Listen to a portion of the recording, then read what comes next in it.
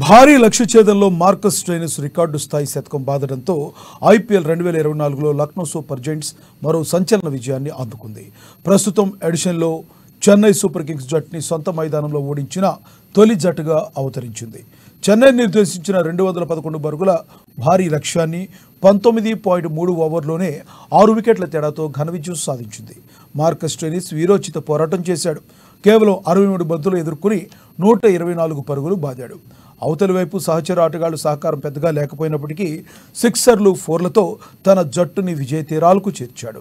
Stoinis ఇన్నింగ్స్లో 6 సిక్సర్లు, 13 ఫోర్లు ఉన్నాయి. కాగా స్టోయినిస్ సాధించిన 124 పరుగులు ఐపీఎల్లో లక్ష్య ఛేదంలో అత్యధిక వ్యక్తిగత స్కోరుగా నమోదైంది. లక్నో మిగతా బ్యాటర్లతో duck out, KL Rahul 16, Padikkal 13, Nicholas Pooran 34, Deepak Hooda 15 చొప్పున పరుగులు చేశారు. ఇక చెన్నై బౌలర్లలో పతీరణ 2 వికెట్లు, దీపక్ చహర్, ముస్తాఫిజుర్ చెరో 2 వికెట్లు తీశారు.